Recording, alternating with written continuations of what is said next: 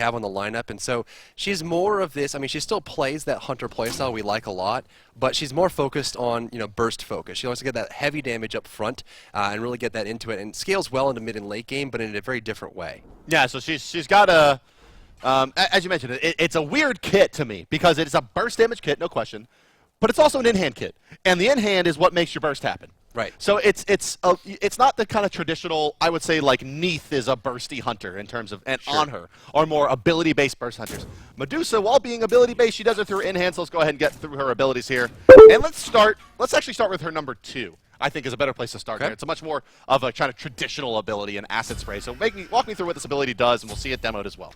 So her number 2 is Acid Spray, and what she does, she just leans back and she throws this big ball of acid forward. What it'll do is it'll actually collide with the first minion or deployable or god it hits, and then it'll spray behind that, dealing this progressive wave of damage just spreads out in acid. The first initial projectile will do a very heavy amount of damage, and then the spray itself will do about 75%, so 3/4 of the damage the projectile did. The person that gets hit by the projectile, however, will actually have reduced attack speed depending on what level the skill is at. So it's very good against dueling other hunters. And so this is just that first target hit gets attack speed reduction. And so that's the tune, as you see on the screen, of 20 to 40% on that first hit. The ability hits for about nearly 400 damage, so 360 damage plus 70% scaling for that first target hit, just and 75% everything behind that. So the reason we started here is because this is kind of the most traditional ability that she has for a hunter. So let's go ahead and talk about her one Viper shot. So this is kind of where we were talking about. It's a bursty, in-handing character. This ability is an in-hand modifier, kind of plus. Will you take me through exactly how this works? So she activates it. She has as much time as she needs to use these attacks, but her next 3 basic attacks, whether she hits them or not, will shoot out a Viper that strikes, dealing damage over time when it hits the target. So generally what she'll like to do, she'll clear space with the acid spray, she'll move to the Viper shot, and if she can hit all 3 basic attacks on a single target, these damage over time effects will actually stack. So she gets very quick damage. This is 0.5 seconds over 1.5 seconds, so 3 ticks over the 1.5 second duration. Very, very quick damage. So now, is this like Circuit's 2? Like, do the 3 shots just fire, or is it truly modified in-hands? It's modified in-hands. Every single one, you're choosing to shoot that out, and so you do your bonus damage plus what you see in the tooltip. That's right. Gotcha. So you can even crit and apply the poison effect. So now it says in rapid succession. I mean, is that like just what is the actual number? Is there an actual number here? Well, the reason it's rapid succession is because when she activates it for those 3 shots, she has heavily increased attack speed. So she actually shoots much, much faster for those few shots, and then attack speed will go away once she's consumed all 3. Will it overcap? Will it take me above 2.5 attacks a second? Yes. It will. Okay, so this really will overcap. So yes, you can build max attack speed and then still fire it, and it'll still come out faster than normal. Shoot those out like a machine gun. Okay, got you. So there you go. I think this is a good time to talk about her passive. Now that we kind of understand what she's going to do, she's going to in-hand a lot. She has these kind of arrows. Her passive, I'll read it, and then you got to talk about the implications of it. Medusa suffers no movement penalty when side strafing and half of the movement penalty when moving backwards. So she's a positioning heavy god. Yes. Is what I'm getting out of this. In-hands are going to be very important. You have basically effectively 2 line abilities in your modified in-hands plus your number 2 to deal your damage. And to do it successfully, you got to kind of skirt around the fight. That's right.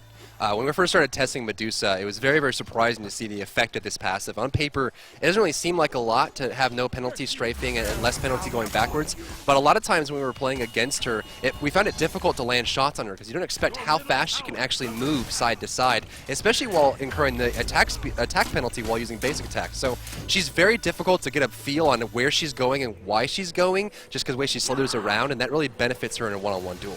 So she has almost basically a Fatalis as her passive. Minus the attack speed, obviously. Minus the lack of in-hand penalty. But Baby Fatalis. But there it is. It's Baby Fatalis. It reminds me a little bit of On Her as Baby Executioner's passive. It's kind of, I guess, a little tongue-in-cheek in the same way. Her number 3. So this ability is probably the least obvious as to kind of exactly how this fits into her kit.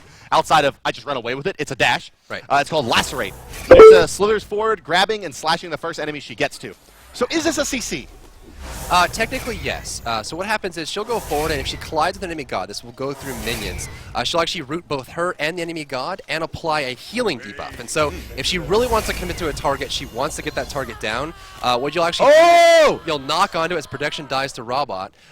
You actually will lock onto your target, burst right in, and you can also auto-attack while you're dashing through. So you can pop the 1, hit the 2 while you're traveling, dash into the 3 while you're auto-attacking, stack up the poisons, and they'll have lower attack speed and also lower healing reduction. So she's all about getting getting that one kill. She's a single target character, it seems Yes. like, for sure. I mean, obviously there's a bit of AoE on her too. That feels like more of a wave clear thing, and it's mostly about trying to dump all of your spells into a single target. You can see 1, 2, 3, and then the dot plus a lacerate. You could drop their attack speed and their healing. One thing I'm seeing out of this, the anti-heal, is that it's very, very aggressive in terms of scaling. Yes. It's very low at this is not a great 1-point wonder ability is what I'm bringing into it in terms of debuffing. 120 plus 80% scaling is actually pretty damn good for 1 point as a damager, but 10% scaling, 10% a level. So 10, 20, 30, 40, 50% in the anti-heal. That's right. 50% is pretty serious, though. Well, I mean, look at it, right? I mean, you can either go for the 2 for the lane clear. You can go for the 1 for the poke and kill potential at level 5. Most often, you don't want to max this ability until last. And so a lot of times, you're not going to get that early game anti-healing, so healing still going to be effective. But as Medusa gets closer and closer to the late game, she'll start getting that big boost of anti-healing, which really helps her get her targets late game. And let's talk about her ultimate, and this is probably really what characterizes this god more than anything else. And that's going to be, of course, Stone Gaze. I don't even know what we're going to call it. I assume it's going to be either Stone Gaze or Petrify, and it was Petrify, so I was close. So Petrify, what Petrify does, Medusa takes off her mask, revealing her true face. And for those of you who don't know, she is wearing that mask, and it's basically Melina underneath it in our game. But so Gorgons, traditionally in mythology, they turn things to stone. And you can see this has a bit of a wind-up, and it is a cone.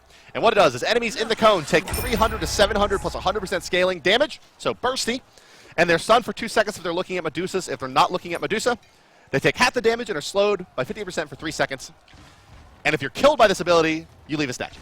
That's right. So, you know, it's kind of got this hard CC, soft CC, damned if you do, damned if you don't scenario, right? And obviously, it does a lot of damage if you are looking directly into it. The whole game plan is to try and get them to look at it.